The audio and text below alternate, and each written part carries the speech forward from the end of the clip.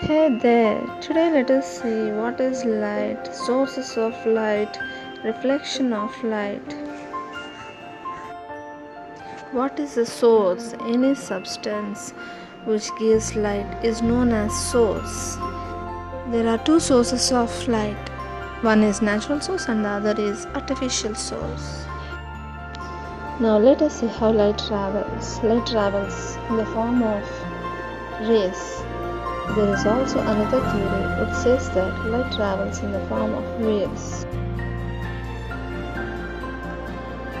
Huygens wave theory says that light travels in the form of waves, whereas corpuscular theory says that light travels in the form of particles.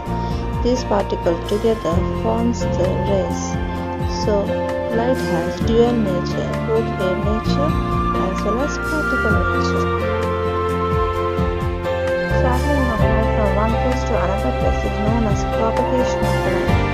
Propagation is nothing but traveling from one place to another place. Straight line propagation of the light is also known as rectilinear propagation.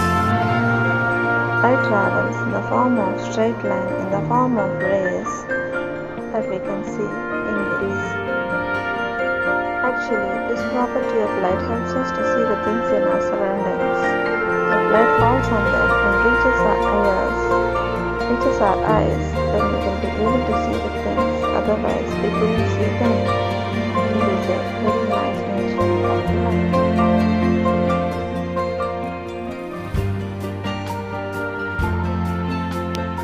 Just like a ball comes back after hitting the wall, in the same way, light also comes back after hitting a surface. There are two types of reflection, regular reflection and irregular reflection. If reflection takes place on a smooth polished surface like water, glass, it is called regular reflection. If it takes place on irregular surfaces like walls, road, wood, it is known as irregular reflection. There are two laws of reflection. First one is, if the incident ray falls on the surface of the object and it comes back from the surface of the object, if we imagine a normal in between these two, this imagine is a ray which is perpendicular to the surface of the reflecting surface.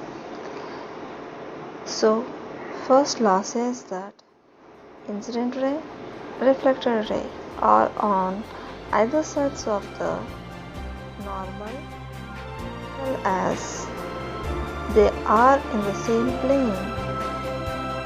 So, incident ray, reflected ray belongs to same plane in all conditions. Now, if we come to the second law, incident ray is making some angle with normal. This is known as angle of incidence.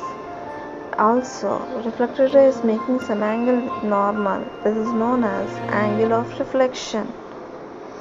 If we measure this, we find that angle of incidence is equal to angle of reflection. That's all for now. In the next episode, we will be seeing the activity which proves angle of incidence is equal to angle of reflection. Also, we will see an activity which says angle of incident ray, reflected ray and the normal lies in the same plane. That's all for now.